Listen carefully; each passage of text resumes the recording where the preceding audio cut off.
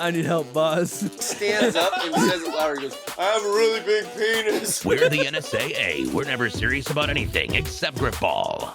I have drifted an aircraft carrier. What? To an extent, but you'd be out there alone as fuck. There's no. Just bumping into people by osmosis of dopeness, you know?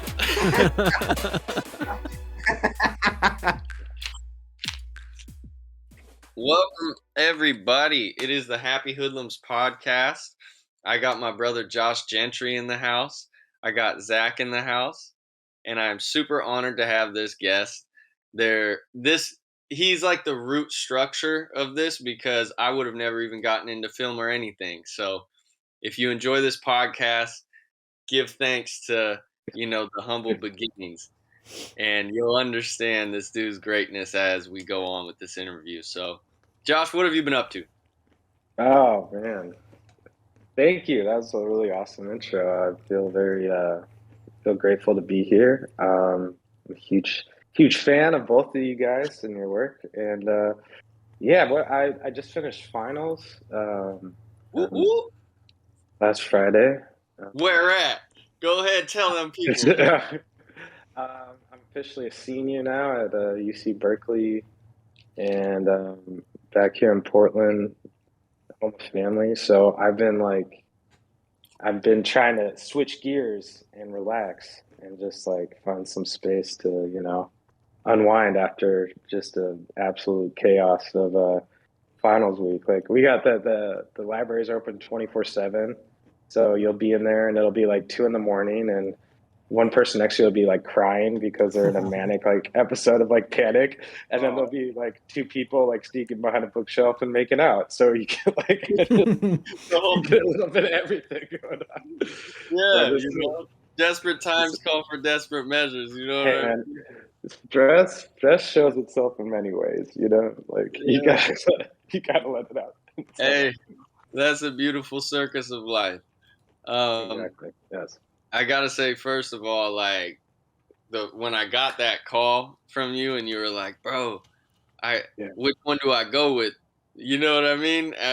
You had 2 incredible schools. He had an Ivy League school, hit him up, and let's go back, right? Let's go back to where it kind of started, Because he had Joseph on just a week or so ago. Oh, wow, yeah. Yeah, because you're Joseph's cousin, for everyone that doesn't know. And so I met you through Joseph in high school. Yes, yeah. We'll go back to when we first met. Mm-hmm. So that was, I'd say it's 10 years ago now, right? About maybe a little less than 10 years ago, something about. I was just I think I was working at Burgerville. Mm-hmm. I was aimless, rebellious, youthful man, creative man. 100%. It's so crazy to think about the times that we met, because I was at the time really kind of looking back with clarity, pretty lost, not knowing what I wanted to do with my life, just kind of figuring out who I wanted to be, what did the adult version of me, what that, I was in the process of just figuring that out. So I think I met you, at a very opportune time, because you and Joseph, going over there, we're 2 people that are just filled with this kind of energy and this kind of just lust for life.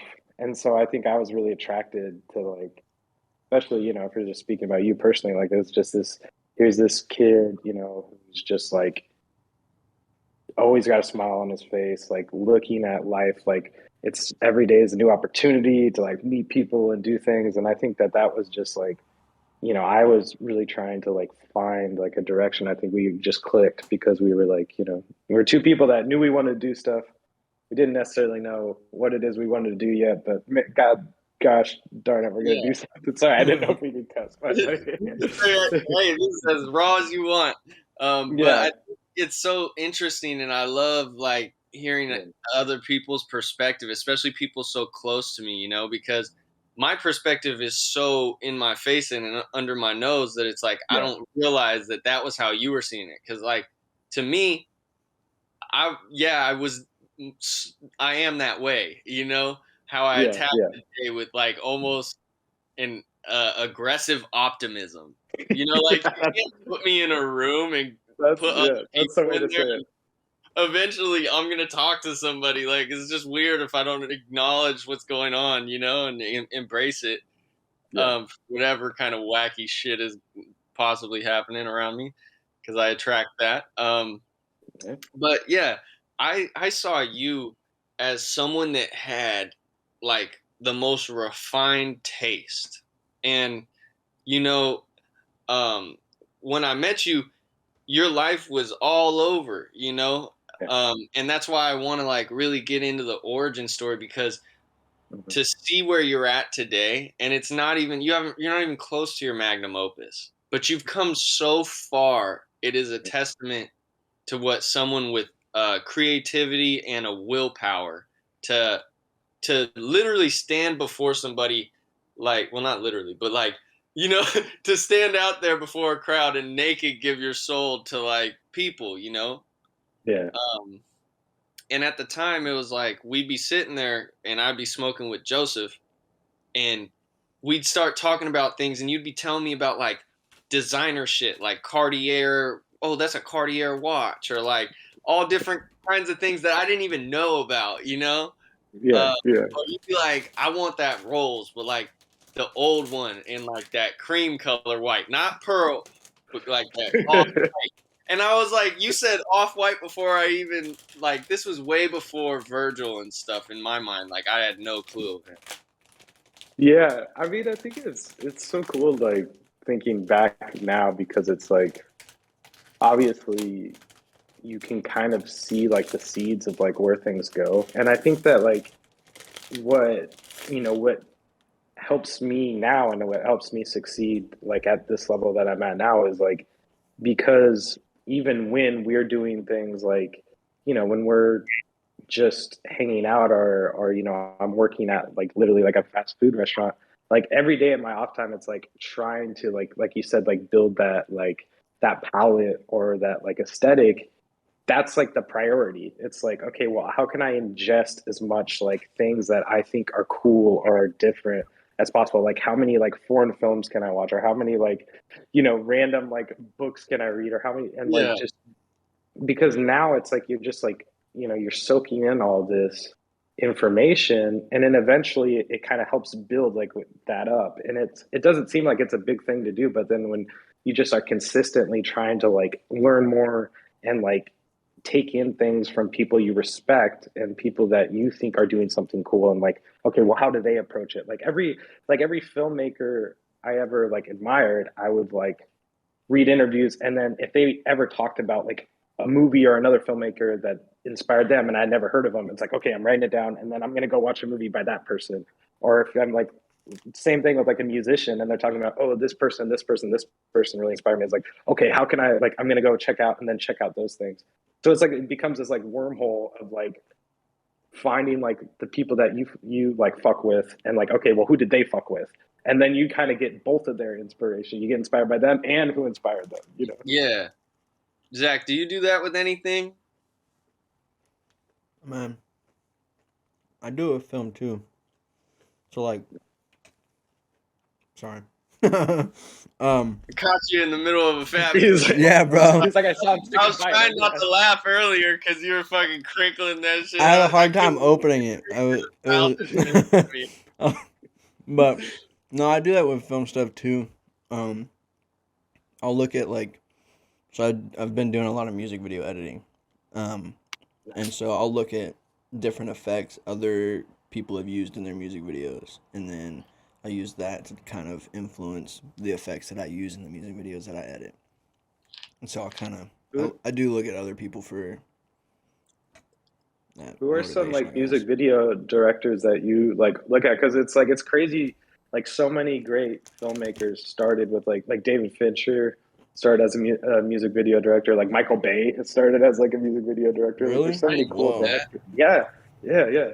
Like that's how they got their starts, was like doing that. So it's like, Yo. it's such a cool way to show like what you're capable of doing like as a filmmaker, and then like being like, well, wait, give me a real budget, give me like a full Yeah, runtime, give like me then see $100 what I million can do. and I'll make something Yeah, crazy. exactly. For real. But yeah, It's funny because Zach, me and Josh would sit and like in my family, like all movies have always been a big thing on my dad's side, and on my mom's side it's like in when I would go back and visit them, my grandpa loved like Italian movies, but he really fucked with cowboy movies tough. And yeah, so like I was groomed on like my mom when we were little, like we were broke, so she had like old movies like Abbott and Costello shit, you know. So I hell would yeah. all these old movies. So when I ran into Josh, Josh was the first person I met that was like, "Hey, bro, you want to watch this movie about a pool shark?" And I was like, "Fuck yeah, dude, that sounds crazy." You know, of Yeah, course, like I'm ripped like 100% of the time. dude. So I'm like, dude, that's fucking yeah, let's do it. You know, but what we were I showed. and really like embracing was culture. Yeah. Yeah, You know, we were just drinking in culture, and like I would come over, and this is the thing, like no matter how dark a time I ever caught Josh in, he would still have books, and Josh would hit me with like he'd be reading Nietzsche, and like be like, "Hey, bro, you got a couple bucks?" You know, in one of those situations, this dude's reading Nietzsche, you know, and is like the richest person that's walking around amongst our peers right now. You know what I mean? And so it's so dope when you see that seed get you know begin to germinate and yeah, grow because yeah, each day we just have to plant the seeds, and it's like yeah. I was listening to a sermon and the dude said by the tears of your pain you watered your purpose until it grew.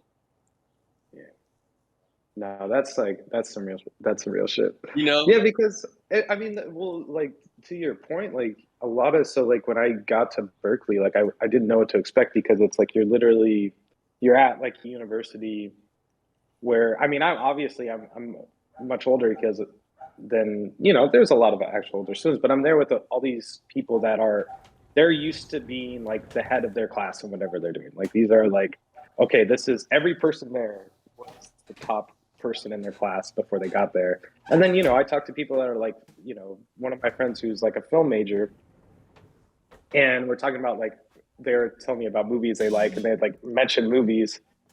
And then I'd be like, ones that they thought were like obscure, and I'm like, oh yeah, I watched that. Yeah, I've seen that. Yeah, I've seen that. Oh yeah, that's dope. And like having this conversation, like, and you're not even like a film major, or like, do you like where did you watch it? And it's like, to your point, it's like I feel like I like went through film school because I just was studying all the time by myself whenever I had free time, and I was building up that vocabulary and like ingesting that culture that you're talking about.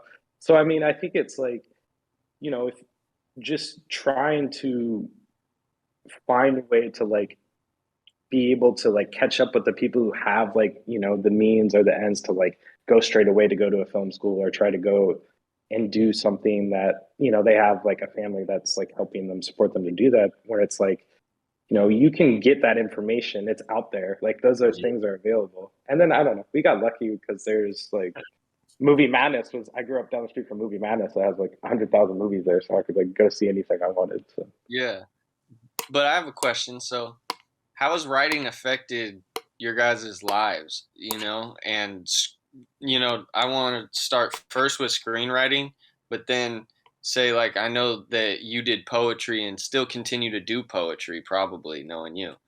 oh yeah, yeah. Yeah. So how has that affected you in your journey and how you interact with maybe reality and struggles and situations that come your way? Does it affect it at all? Yeah, I mean, I think, well, right now, actually, I mean, I think recently I've been like engaged with poetry probably more than I've ever been in my life because, I mean, currently I'm a editor at the Berkeley Poetry Review. And so we're getting ready to publish our new issue in the coming weeks. And so, like, that like every week, like reading everyone's submissions and like, just like ingesting poetry all the time and like just seeing really cool stuff that people are submitting from all over the world.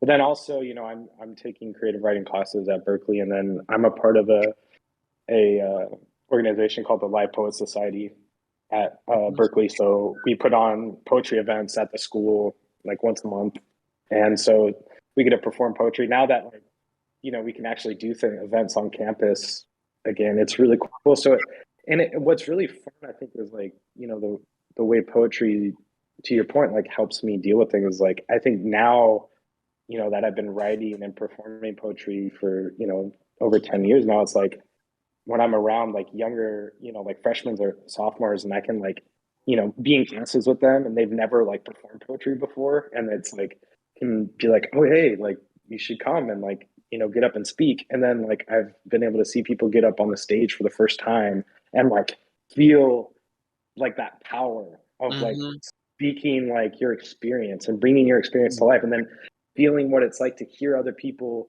like hear that and then come up to you and be like, oh my god, like I feel the same way, and like, oh, like that spoke to me. And it's like that connection that can happen like when you find like a way to like bring you like something that started as like an emotion, a thought, or a stress, or like something that started in your head that then became like a couple of sentences that then became a poem and then became out your mouth and then like created an experience for someone else who then felt like that same thing that you did.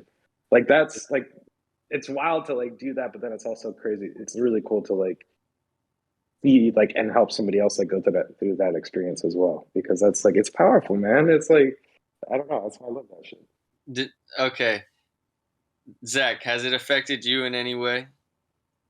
Poetry? No. What do you mean? Like just writing. Never mind. That answers my question. I'm moving on. Yeah. Okay. I just wanted to tap in. See if you had anything to chime in before I go on, because I'm off in the woods. Okay. So fitness, right? How has all that you've learned in your reading and like just going through what you've gone through in life, how has fitness come into this? Because I remember, we always used to play basketball and do different things. Yeah. And then one day you just hit the turbo jets. Like Forrest Gump just never turned back, bro. Just started running. Like fucking David Goggins out here, bro. Just out here getting it. Bro, one day I talked to him out of the blue and I was like, Josh, how you doing? Matter of fact, I was on a run. And I'm running at the reservoir and I come around and I go, Josh? And he's like, yeah. And I'm all out of breath. I'm like, it's nice to see you, bro. I'm like, bro, I did like 8 laps around this bitch. And he was like, bro, for real? I'll do a couple more with you. And I was like, what are you on? And he was like, I'm on like 23. I was like, what? Yeah. And he was like, I'll bust a couple with you. Why not do a victory lap? And I was just like, respect. It was awesome. Yeah. No, man, I think that's really cool that you bring that aspect of it up, because I do generally feel like that was kind of like a turning point for me, like in kind of like what's led me to like kind of like taking that that next step in my own growth, because I think that like fitness, like for me personally, like running, like I love doing everything, like you said, like playing basketball or just like biking or like anything, but I think like I just came to the conclusion that I was born with like 25% too much energy. Like, so I can't like just like if I'm gonna like sit still and like focus on studying or researching or writing or I have too much energy to begin with, and I need to burn that shit down, because I felt like a lot of my anxiety and a lot of like my kind of like just restlessness like stemmed from like just having too much like kind of like too much like energy. And so I started running and doing long distance running, and like around the same time I started going to school, like going back to school, and like it just like gave me like a hyper focus, and like it really really positively affected my mental health, but also just like my ability to like be present like, and kind of use it as like a meditative, like kind of practice where I can like go out, I can go for a run, and like while I'm doing that, not only am I like burning this energy, but like I can turn off, like kind of turn my brain off from whatever's stressing me out or whatever's like on my mind, and kind of just like unplug. And yeah, dude, it's made like a really huge effect in I think my day-to-day life. And I couldn't recommend it more for people, especially if you're somebody like me who just like has trouble like sitting down like naturally.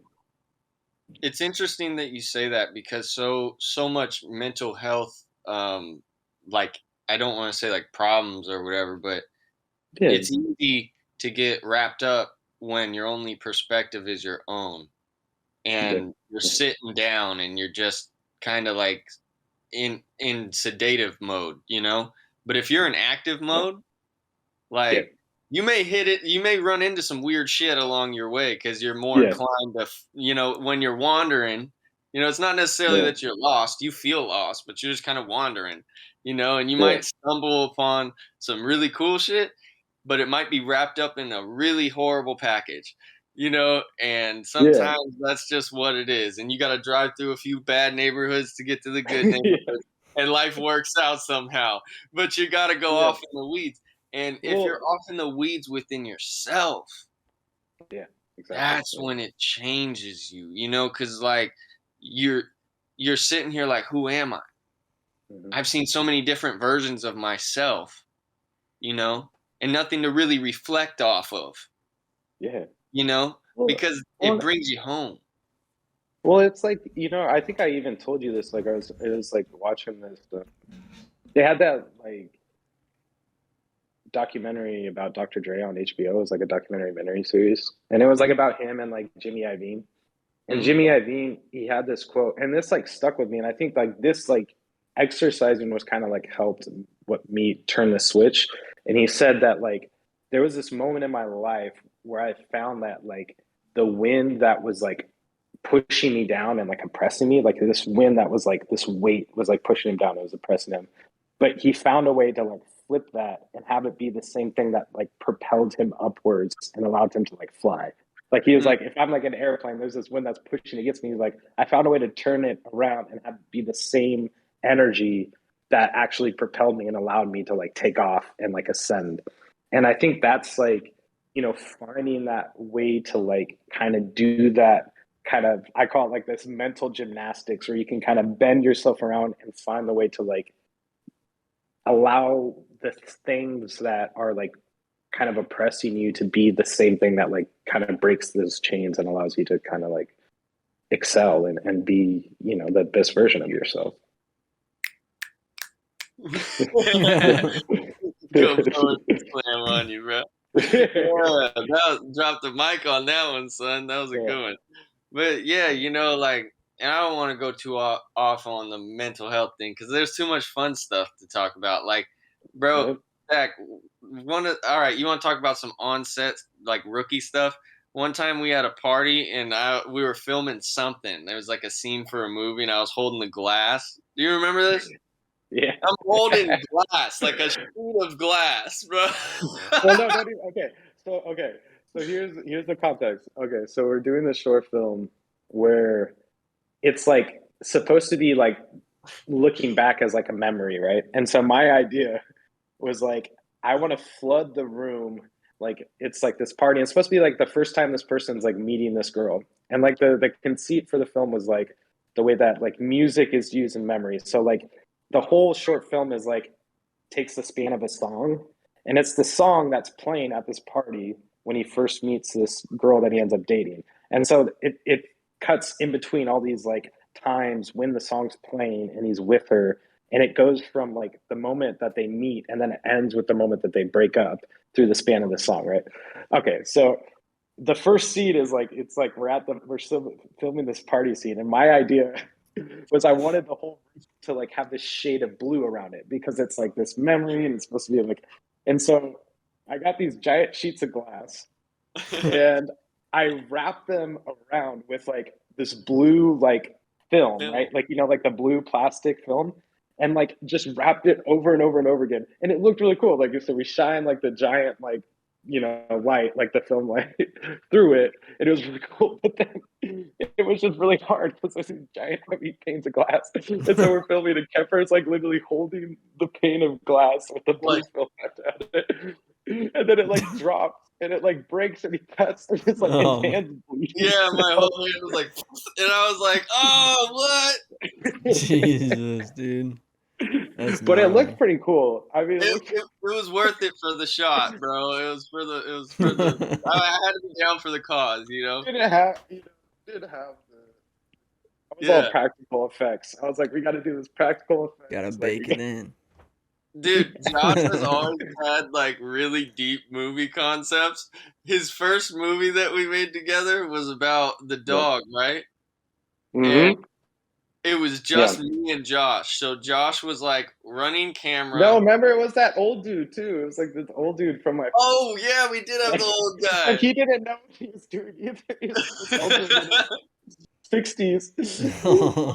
He barely even knew how to read the camera. And he was like, just tell me where to go. That's hilarious. We were a ragtag team, but I swear he chose like a movie snippet portion. Like if you just saw the end of what's the one with the dog where they got to put the dog down. Oh, like the old school one, like the real, like Old Yeller. Old Yeller, yeah. It was like the Old Yeller like final scene. That was like his like first movie that we made together. I was all out there like with my little sound equipment. And like trying to look at it, he's like, "You look good." I'm like, "Yeah, I look good." And I just remember having the stuffed animal. You remember like the wet stuffed animal or whatever it was? Yeah, because so I was doing like my film teacher was she was like, do this idea because it really happened. It was like when my dog had gotten out and got hit by a car, and like it was my mom's like dog and she loved this dog so much, and so it was like about me having to like go help my mom, and then we got my mom to like recreate and do all this like very much like to do the audio, like recreate like her reaction to it, and then it was like me grabbing the dog and having to like go and bury it in the backyard, and like it was I had a lot of crazy, me, I had like a lot of crazy ideas, but then she was like, no, this is grounded, it's real, do this. And we had to make it look real. Like I was holding a dog, so we got this stuff out, like made it all wet. Like I was like trying to act like I'm holding it. It's like heavy. It's like this bootleg dramatic moment, bro. It was great. No, dude, it's like have you seen like American Sniper when like Bradley Cooper is like obviously holding like the fake baby? Yes. It was just like that, bro. But like, there's just funny stuff that happens. Like Zack, like we would, in our film class, Josh, when we were together, like the class would kind of troll each other in weird, unspoken ways. Like there was always new class jokes that somehow it was like the most inclusive thing everywhere. But I think it's because we were always putting it on film. Like we had one, and it was like a short film where like we all had to take pictures in the beginning and stuff. And this dude's like running around the campus like flashing people. And then at the end of the film, it's a fucking picture of Zack. And it was the stupidest thing. People were puking when he flashed them and everything. Like, yeah. You know? And it's like in the first scene, like, dude, how many scenes have I been beat up in movies? I'm just always getting beat up in movies. You fought a lot of people in movies too. Yeah. Doesn't sound like you won a lot of these fights though. No, dude, it didn't feel like it. I haven't had the moment where I'm like fucking kicking ass yet. There was one time he cracked the main actor in the face one time on accident. Look, it was full speed on accident. But I'm not gonna lie to you, my hand was open like this almost, so it looked like a fist, but it was really just like it was like a open paw in there. And so when it hit like a slap noise, so it was like just popped. But really, it was just my hand just like went ping off the corner of his forehead. Granted, not the best look. You know what I'm saying? It looked good on camera. It looked real organic. No, it looked great. Like to this day, anytime I work with my homie and I pull up on set, Josh, he he pulls that video out and shows it to somebody. I'm like, you motherfucker. And so it just lives on, the antics, you know? Yeah. I mean, you're trying to like make it the most realistic as you could, you know? Like it's Yeah. all for that. It's all for the. Although was everybody invested, broke bro. as soon as he did it. Everyone was like, "Oh!" You just hear Yeah, 'cause that everybody. sounds too real. Like, Yeah.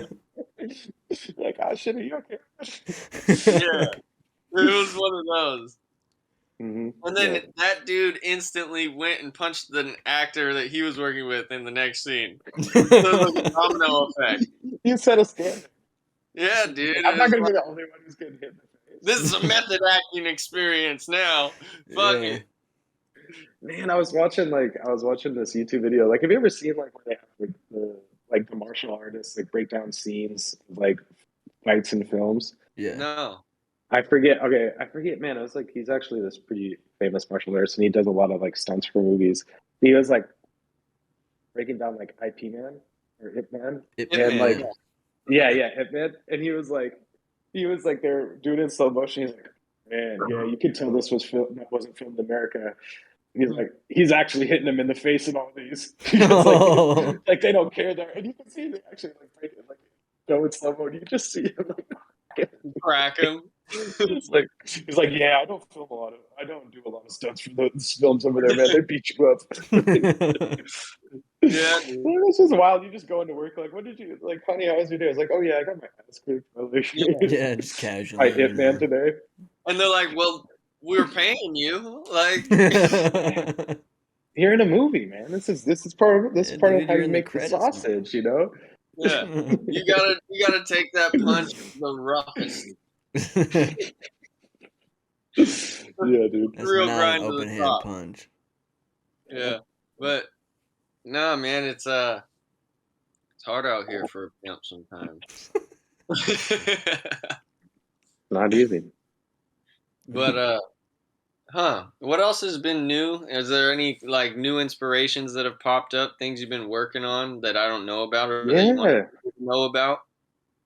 I mean, like, I don't know. There's been some pretty exciting stuff going on. I think, one of the exciting things is like we were kind of talking about, like, getting involved with like the writers at Berkeley. So like, I've been working on this project with this like digital designer who she's does like the digital artwork for like the newspaper is called the Daily Cal, and we had a class together and we were starting talking, and like she does this like really amazing digital artwork, and so we started this project where she's like she created like these 4 panels like that match up with like these 4 poems that I had written, and like just kind of like utilizing like the digital art space to like tell the story of like these poems. Because I was really like trying to find a way to like kind of evolve like how poetry is consumed, because it's finding like how to like utilize like a digital space to like bring poetry to life and kind of like tell a story, kind of like express like a feeling that you would if you're hearing it out loud. But then through that, like I was trying to find a way to like we finding ways to like show it and get it out there. And I had talked to like one of my mentors at the school is like the head of the undergraduate English department, and like I was meeting with her and I was like, so do we have like a space that is dedicated for students to like showcase like the work that they've been doing like while they're at school here? Because like we have like the nation's top English program, we have like a really incredible creative writing program. Like, where do we have like a space to like that I can like show this work that I'm working on? And then she just kind of looked at me and thought, and she was like, no, no, we don't. You should make one. And like looked at me, so I was like, what the like, you don't think Yeah, I'm how busy you just enough? throw that back at me like that? No, but then I was like, okay, yeah, Yeah. all right, yeah, bet, okay. And so, so I've been in the process, and we're gonna like launch this fall, like creating this what we call like the English department's creative writing association, where it's a space that we're gonna have like a link that's like from the Berkeley English department website that like leads to our own page, where it's just dedicated to like creative work that like students are doing at the school.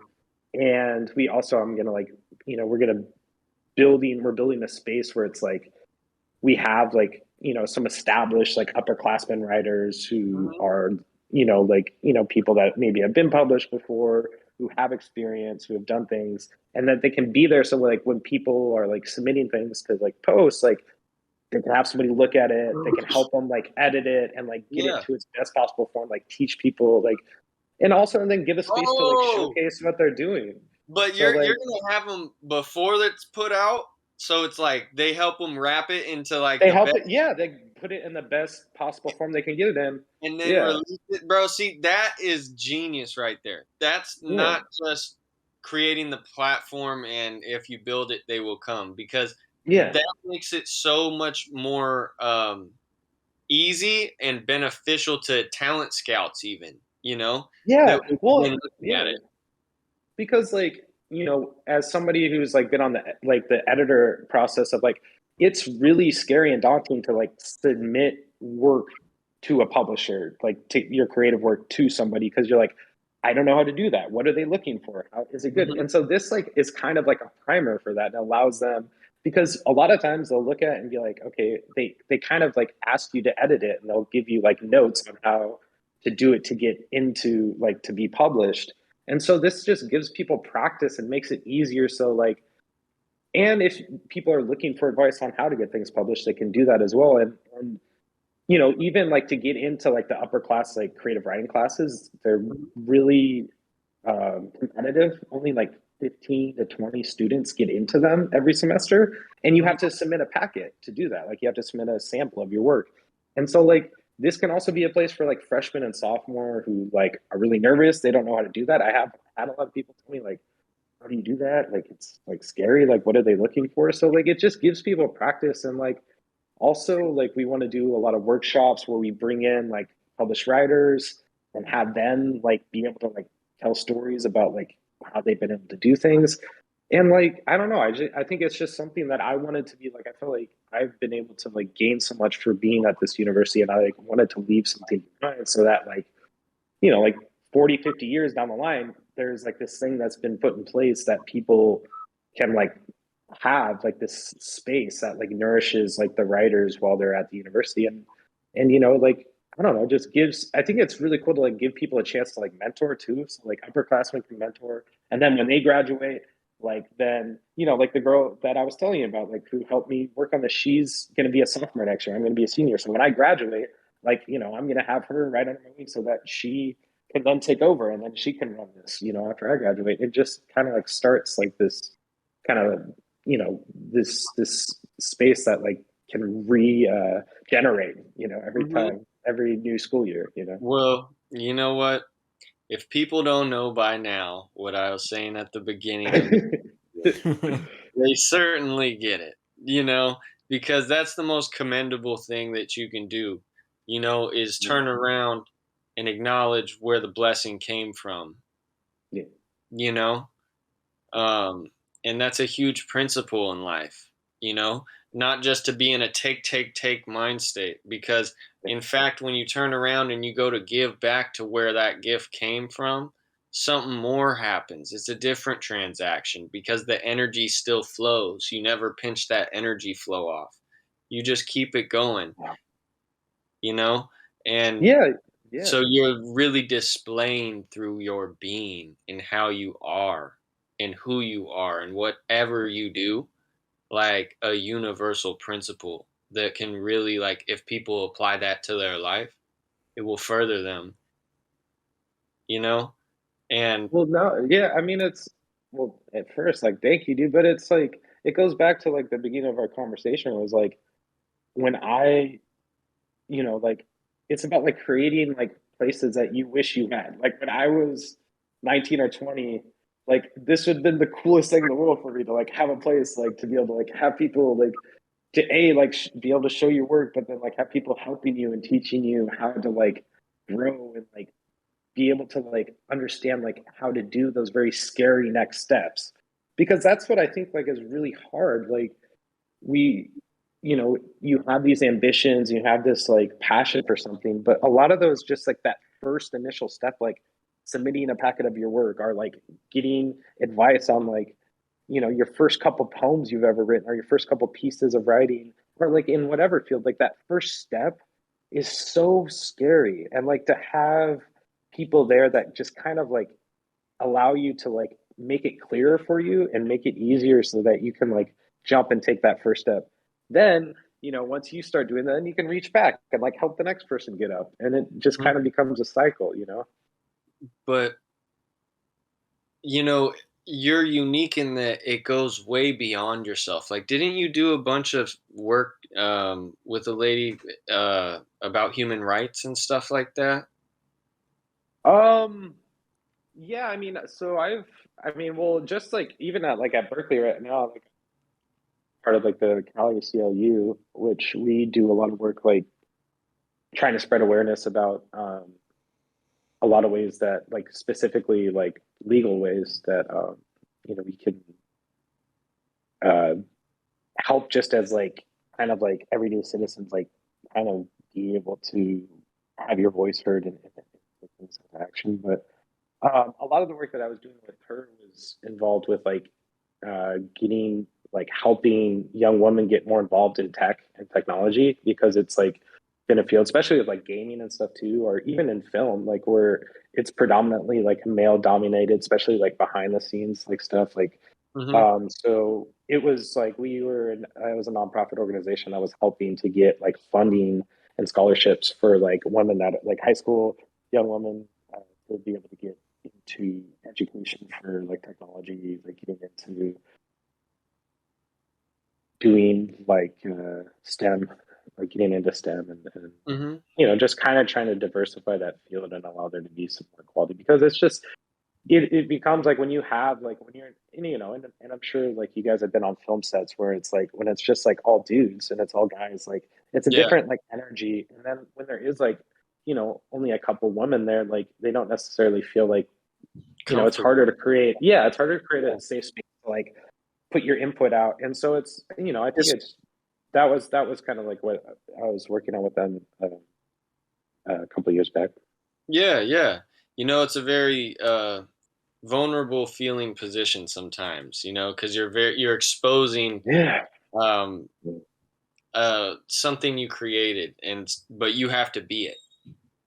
You Yeah. know, it's not like I can just make a science creation and put it up. I have to be it. Yeah. You know, Yeah. and so kind of different. But I think it's like that's why I tip my hat to you, because like not everybody is philanthropic with their being. You know, with their actual task, because it costs you something to do it. You know, I've seen you go into Burgerville mad early, and then let's talk about your chef career, bro. Like, you have so many careers, it's ridiculous. All right, because this dude went from whooping it at fucking Burgerville, you know, hungover from chilling with us, you know, and partying with us. We're not worried about missing fucking first period and shit, and he's just got to already be up for hours and hours, you know. Dude, he was thugging it 6 out. a.m. shift. And where did it take you? Like, because this journey's kind of all over the place. Try and give us some kind of context. Okay, so you know, so when we met, like we go back to that part of it, like we met and I was working at Burgerville, and so I was finding myself through like my creative endeavors, like starting to write poetry, performing poetry, working on films, doing creative things. But like what was like sustaining me, like I had to like, you know, pay rent and like have jobs. So, you know, I started at the only place I could get a job with no experience. And I started working at, you know, Burgerville, which was like, you know, a local fast food restaurant. And as I was doing that, I was coming to find that as also a way of creative expression. Like I was loving the process of making food. And through somebody that we worked with, this dude named Andy, who I think you probably remember, he was working at like he was working two jobs. He was working at like an actual more like, you know, restaurant, and they needed a part-time cook. So he helped me get a job and get my foot in at like an actual restaurant. And then, so what that turned into is, you know, kind of just climbing, starting as like fast food, kind of making fries and burgers. Eventually I was able to work at like a really established restaurant in Portland for a chef who was at a a really big track record here. He had been in Portland for the last like 20 years, and I was working for him, and the restaurant started closing down because he had to get a he. It was just bad timing. So he asked like some of his friends like if they had any job openings, and one of his good friends was hired to open a restaurant in Hawaii, and they needed a kitchen manager and someone to help like write the menu and do the day-to-day managing. So that led me to like my first like I guess like chef's job where I'm like in charge of the kitchen, writing menus. And so doing that in Hawaii, and then being there a little while after that, and I think like working for really established chef, the chef Steve Sampson, has a restaurant called Rosso Blue. What's his and that name? was Steve Sampson. He's he's been on TV. He's been like a guest judge on like MasterChef and Top Chef, and his restaurant Rosso Blue, while I was working there, got named one of the top 30 restaurants in LA, and it was like nationally recognized.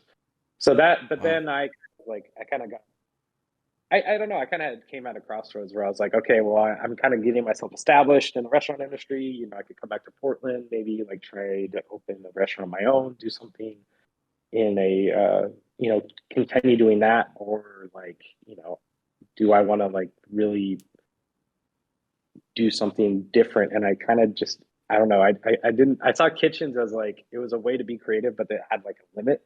And I wanted to kind of push my academic interests, and I wanted to push like myself to kind of maybe do something that I felt was going to be more fulfilling for me long term. So then I started going back to school in like 2019, and I was still working. I was here in Portland managing a restaurant downtown, and then the pandemic happened, and I was going to school part time. It was school full time, and during the pandemic, I finished my associate's degree, and that's when I got accepted at Berkeley. And like you said before, I had to choose between Berkeley and Columbia, and ended up going with Berkeley on there. So it's kind of crazy. It just kind of serendipitous the way it happened. But I always loved cooking, but it was kind of always like a way to like pay for like I was paying for our film projects, like paychecks at working at restaurants, and like recording music and stuff like as soon as I got off of like work, and like so it was always kind of like standing in the way of like the stuff I really want to do and the stuff I really liked. Yeah. And that's why I had to take a second to put a spotlight on that because he's made some crazy good food, and he's taken care of some of the people that you see on TV, and things like that. And he was older when you made this switch to go back into school, and that was a very brave thing, and what a blessing that you did it at the time that you did it. So when the pandemic hit, you were at the ass end of your first stretch, Mm-hmm. Yeah, I mean, it was like it was really scary because like I mean, I decided I was like I wanted to go to school to get a law degree, and I was I think 28 years old when I decided that. So like that's a 7-year program. I mean, that's a 7-year endeavor. So it's like, okay, first 2 years you get your associates, next 2 years you finish your bachelor's, and then it's 3 years. So like to decide to do something that you're not going to be done with until you're 35, and like but at the same time I was like, well, what am I going to wait until I'm 35 to start, and then I'll be 42 when I'm done? So it's like, time than now. Yeah, and I think the way that the pandemic kind of, it was obviously is like terrible, and it was really like, it had so many negative aspects of it, but the one really positive thing for me was like it actually got to solidify like how much I loved being in school. Like I got to focus on that and have that be my full-time thing where all of my energy got to go towards, and it like I just absolutely like I loved it. Like it really like it clicked to me like, oh, this is like what I love to do. Like I loved learning. I love like, that person that you said that was like studying, like even when, was broke working at a fast food restaurant reading Nietzsche. It's like, I just like, it really hit me. It's like, oh yeah, like no matter what I've been doing, I've always been just trying to like consume like things like to like give me a wider perspective. And so like I think during the pandemic, like that actually got hit, and it's like, okay, yeah, I'm never stepping back in a Yeah. restaurant again. Like, you know, this is my calling, you know. Yeah. That's freaking awesome, dude. Like, and what a blessing it is that you feel that you found it. Um, is Yeah. is there any like advice or wisdom you would want to impart on other people? Yeah. And are there any things that you want to put out there of your own, or that people can look forward to? Sure. Yeah. I mean, I think what I would really, I mean, the number one thing is like, I barely graduated from high school. Like I graduated with like a 2.0 GPA. I think that some of my senior year teachers were just really nice because I didn't like I probably shouldn't have graduated high school in all honesty. Like I was never told once by any teacher that you are like you're special, like you're a good writer, like no reinforcement or like support in that, like to like make me think I could ever do what I'm doing now.